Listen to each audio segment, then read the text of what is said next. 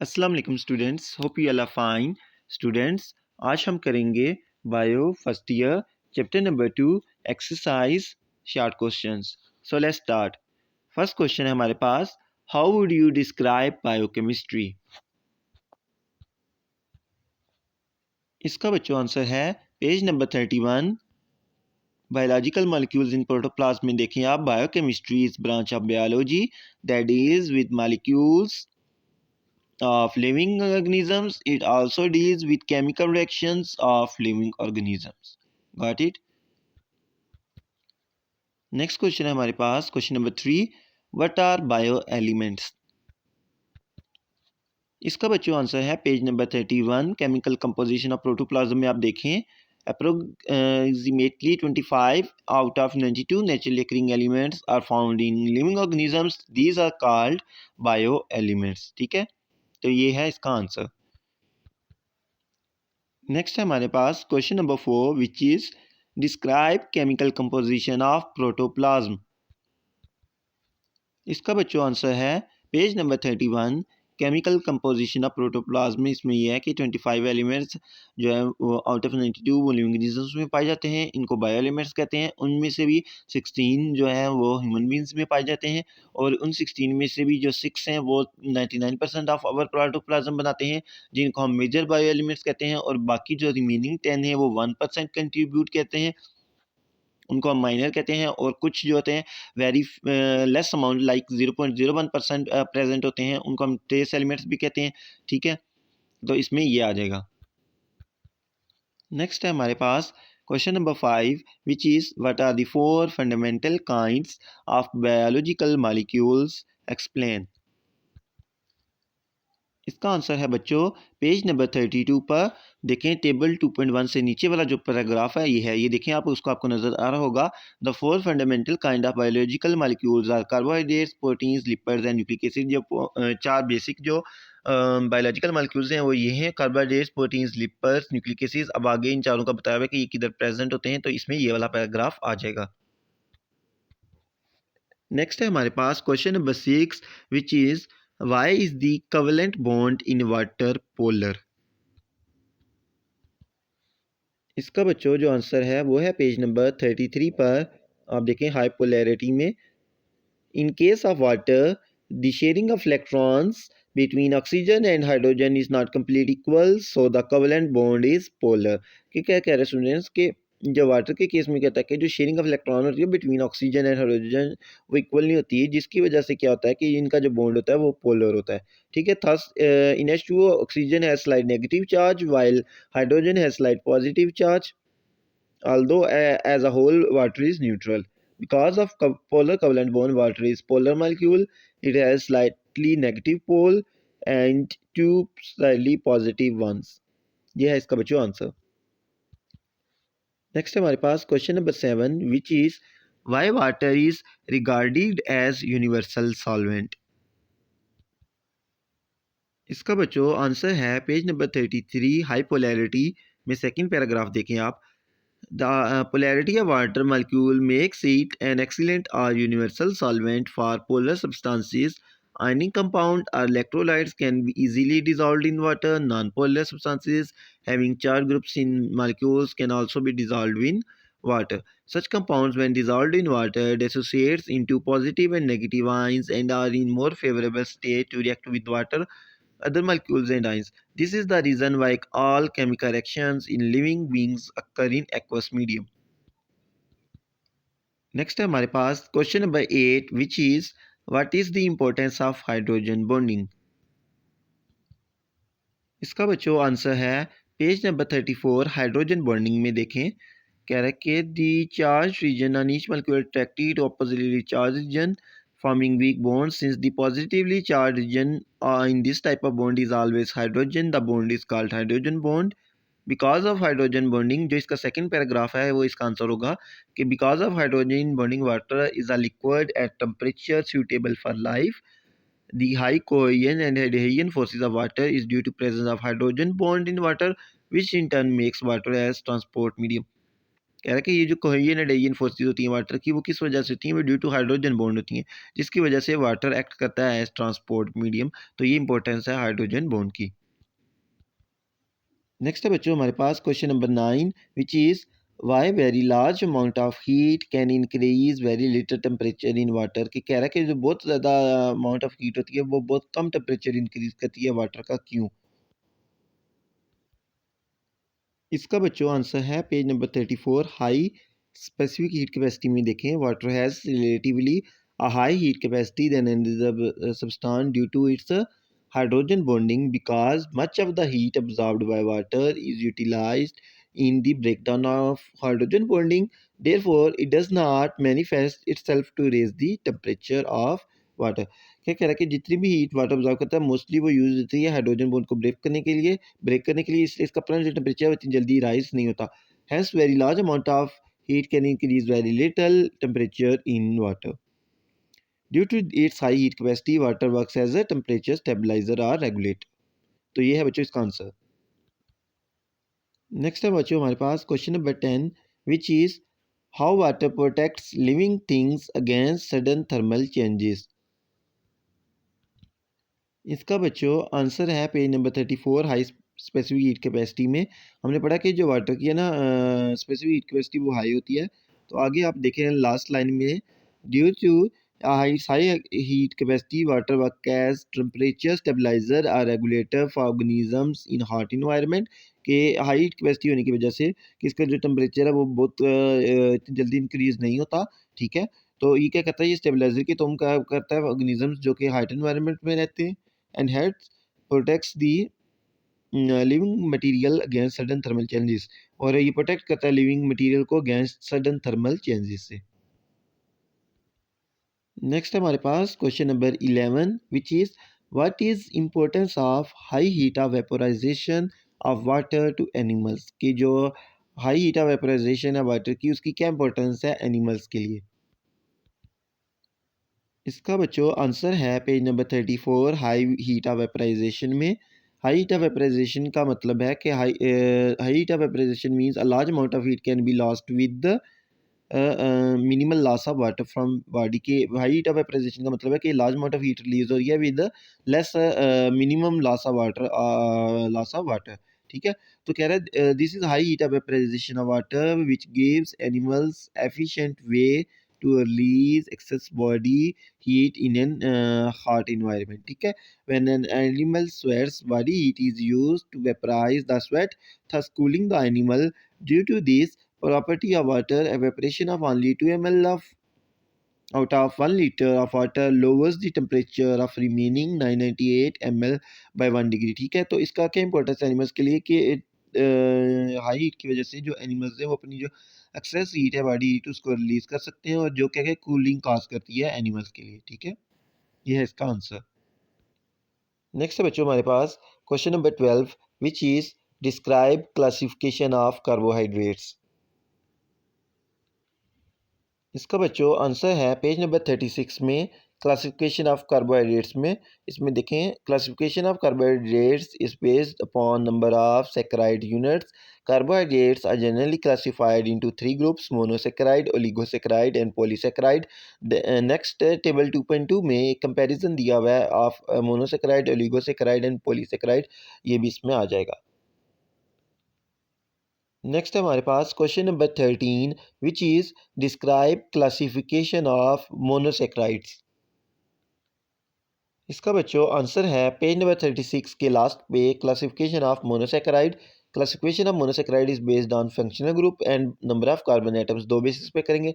On basis of functional group, monosaccharides which have aldehyde group are called aldoses, while which have ketone are called ketoses। on the basis of saccharide units, classified into 5 groups based on number of carbon atoms, such as which have 3 carbon trioses, which have 4 carbon are called tetroses, which have 5 carbon called pentoses, which contain 6 carbon called hexoses, and which contain 7 carbon are called heptoses। Next है बच्चों हमारे पास question number 14 which is describe conversion of open chain of ribose into ring chain. इसका बच्चों answer है page number 37 पे। ये देखें केमिकल स्ट्रक्चर ऑफ मोनोसैकेराइड्स में example of, let us take example of ribose C5H10O5. It exists in both open chain in dried form and exists in ring structure in aqueous medium. When it dissolved in water, oxygen atom of aldehyde reacts with secondly as carbon, i.e. carbon 4. In this way, oxygen atom form a link between carbon 1 and 4, while the OH group of carbon 4 is shifted to carbon 1.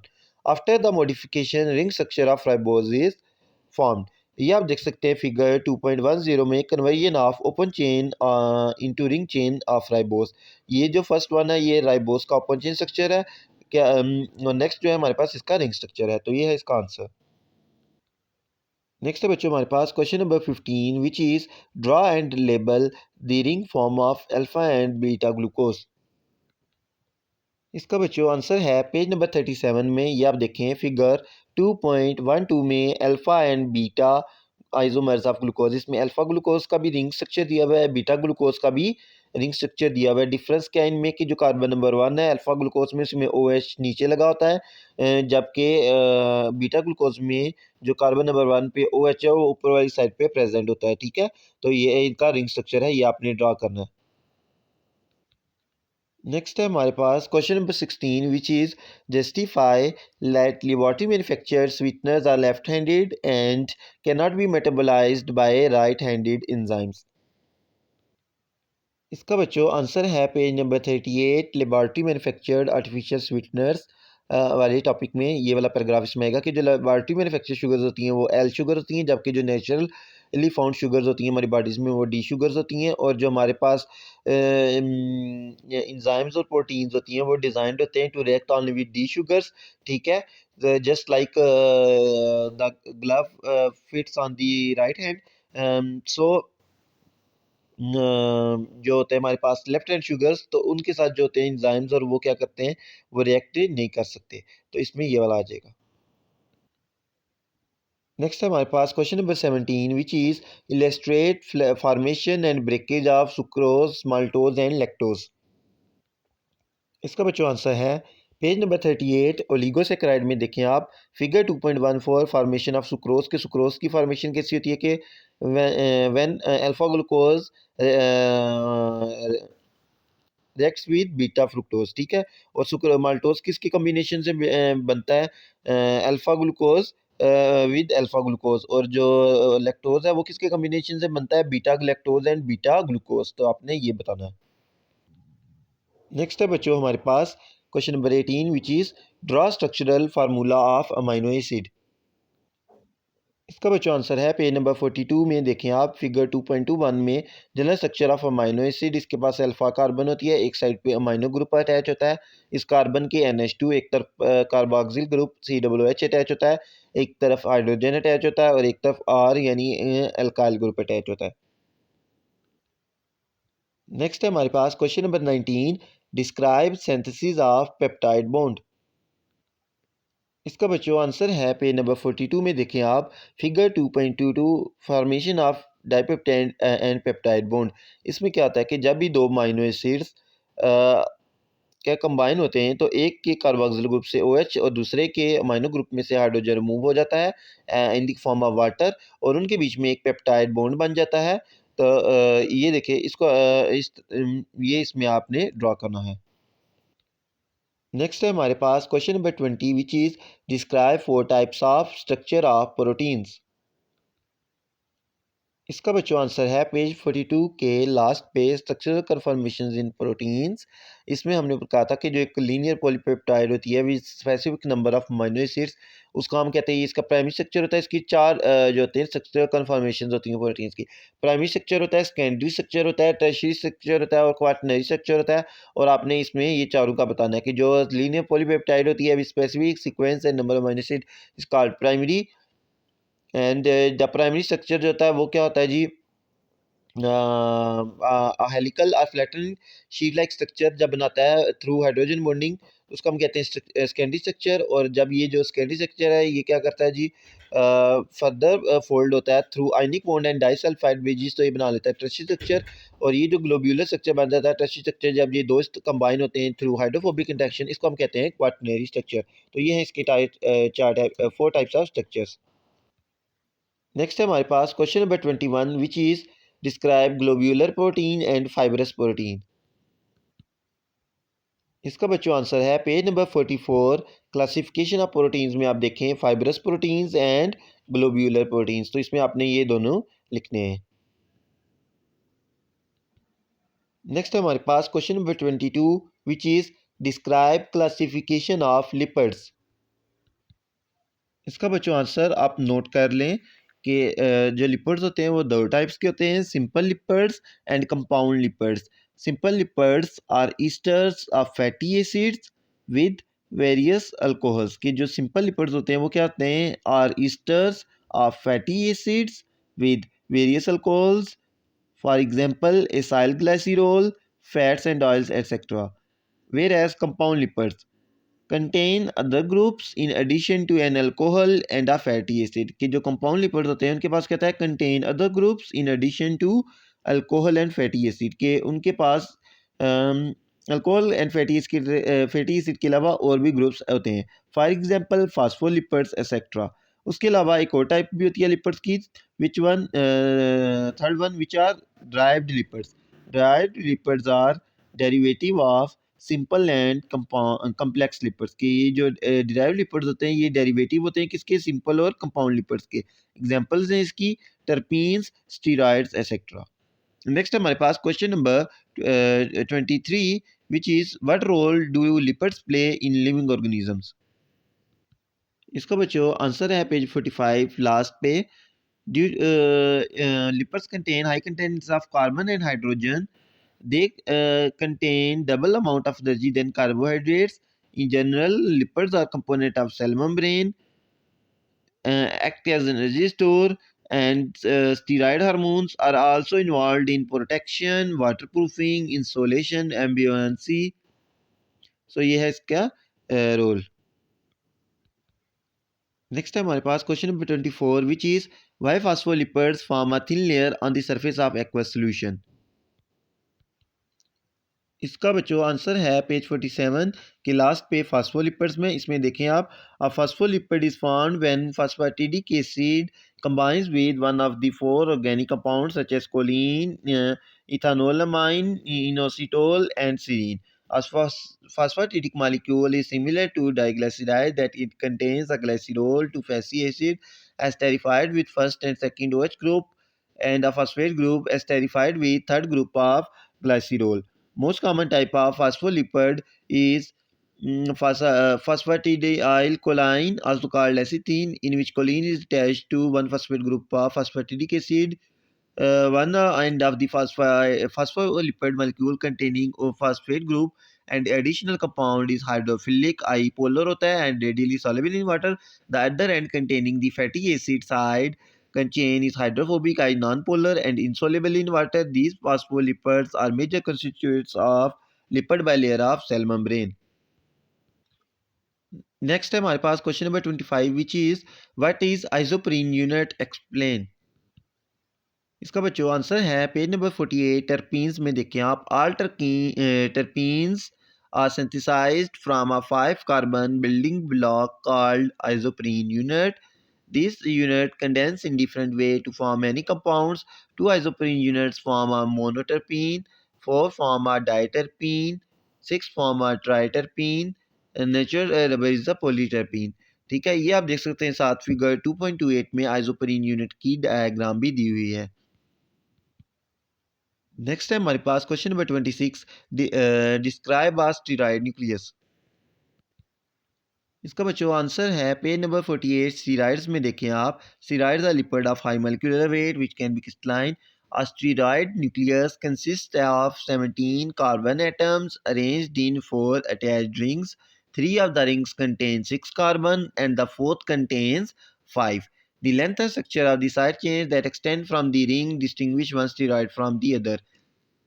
ये आप देखें figure 2.29 में steroid nucleus का structure भी दिया हुआ है. It consist of 4 rings. 3 ring consist of 6 carbon while the fourth ring consists of 5 carbon atoms.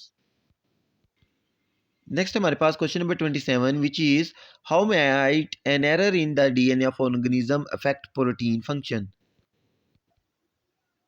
इसका बच्चों आंसर नोट कर लें. Deoxyribonucleic acid or DNA transcription occurs at a rate of around 1000 x per second alone in a single cell. Errors in these processes are typically checked and corrected by special enzymes. However, errors in DNA transcription can result in protein synthesis with the deleted amino acids, which at best can be harmless. At worst, the deletion or defective synthesis of proteins can create fatal cancers through localized cell mutations. मैं एक दफ़ा फिर repeat कर लेता हूँ, आप note down कर लें. Deoxyribonucleic acid DNA transcription occurs at a rate of around 1000 x per second alone in a single cell. Errors in these processes are typically checked and corrected by special enzymes. However, errors in DNA transcription can result in protein synthesis with deleted amino acids, which at best can be harmless. At worst, the deletion or defective synthesis of proteins can create fatal cancers through localized cell mutations. Next आ जाता है हमारे पास Question number 28, which is define gene is a sequence of nucleotides as part of DNA which codes for the formation of polypeptide. इसका बच्चों answer है page number 53 में. देखें आप concept of gene में ये जो हेडिंग है 2.6.4 concept of gene. A gene is region of DNA made up of nucleotides. It is physical and functional unit of heredity. Each gene contains information required to build specific proteins needed in organism, such as the code contains instructions for our individual characteristics like eye and hair color. In order to make proteins, gene from the DNA is copied into messenger RNA. The messenger RNA move out of nucleus and use ribosomes to form polypeptide that finally folds and configures to form the protein. Next है हमारे पास question number 29 which is write the difference between first one major and minor bio elements. Very easy, ये हम पढ़ चुके हैं कि major elements कौन से होते हैं, बायो एलिमेंट्स कौन से होते हैं जो कि हमारे प्रोटोप्लाज्म का 99% बना रहते हैं, और micro minor elements which are found less than 1%. ठीक है, और इसका आंसर है बच्चों पेज नंबर 31 पे. नेक्स्ट है हमारे पास डाइमर एंड पॉलीमर.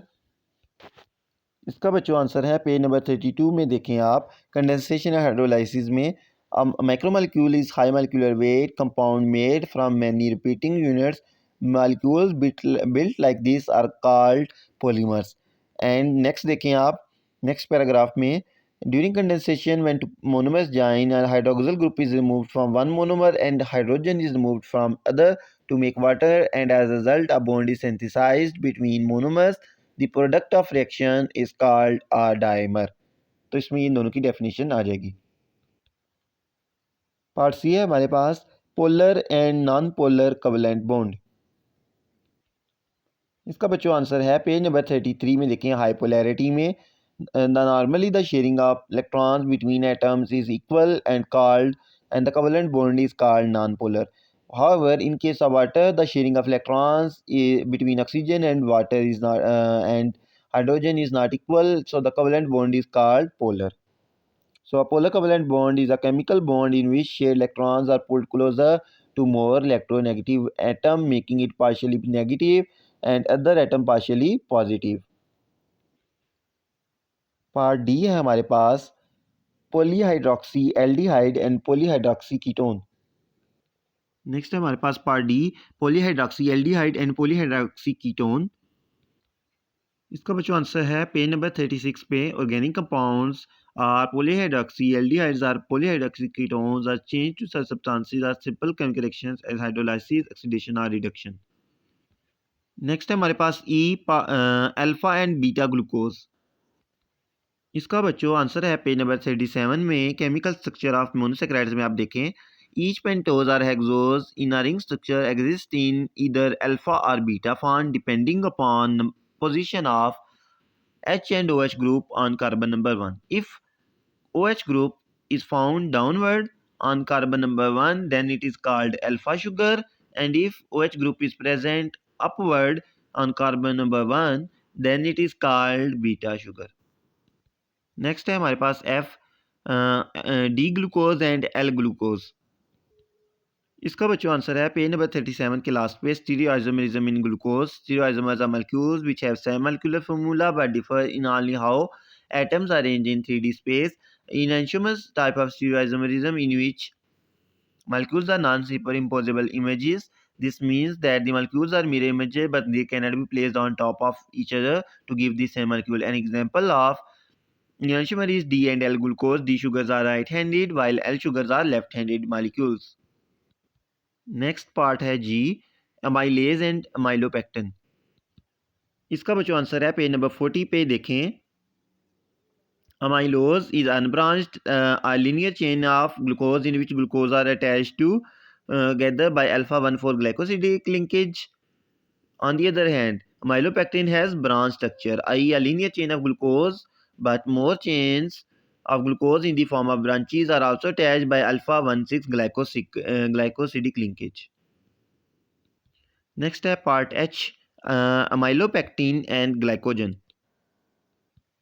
इसका बच्चों आंसर है पेज 40 पे। ये देख लें, amylopectin has branch structure, linear chain of glucose but more branches in the form more glucose in the form of branches attached by alpha 1,6 glycosidic linkage. और next जो heading है glycogen. Glycogen is also a homopolysaccharide composed of alpha glucoses. It is a storage carbohydrate of animals. ठीक है, तो ये आ जाएगा। Next है हमारे पास part I which is primary and secondary structure of protein, और उससे नेक्स्ट है हमारे पास tertiary and quaternary structure of protein. इसका बच्चों आंसर है पेज 42 के लास्ट पे। स्ट्रक्चरल कन्फर्मेशंस इन प्रोटीन्स में प्राइमरी स्ट्रक्चर भी है, सेकेंडरी भी है, टर्शियरी भी है, क्वाटरनरी भी है। ठीक है, तो पार्ट आई में आपने प्राइमरी और सेकेंडरी स्ट्रक्चर का कंपैरिजन करना है, और पार्ट जे में टर्शियरी और क्वाटरनरी स्ट्रक्चर ऑफ प्रोटीन का। उससे नेक्स्ट में हमारे पास पार्ट के प्यूरिन एंड पायरिमिडीन। ये पढ़ा था हमने, ये टाइप ऑफ बेसिस हैं।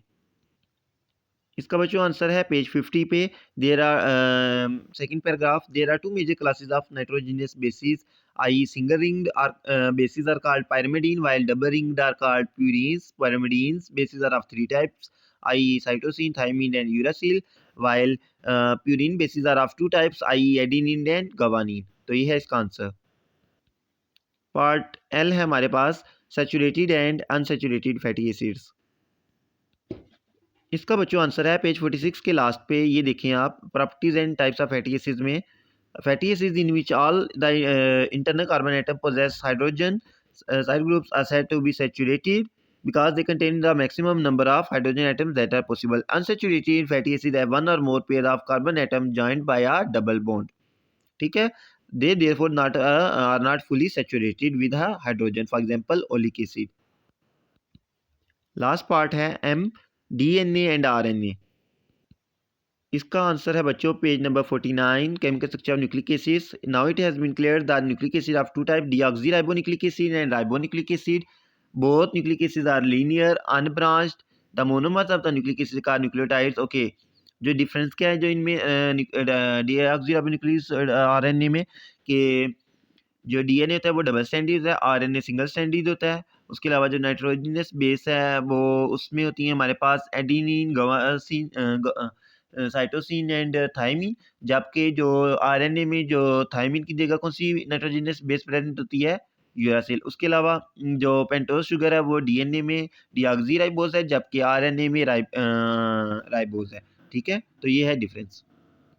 सो स्टूडेंट्स, हमारे ये जो शॉर्ट क्वेश्चन है कंप्लीट हो चुके हैं। होपफुली आपको समझ आ गए होंगे। If you have any doubt you can ask in comment section. Please like, share and subscribe my YouTube channel. Thank you.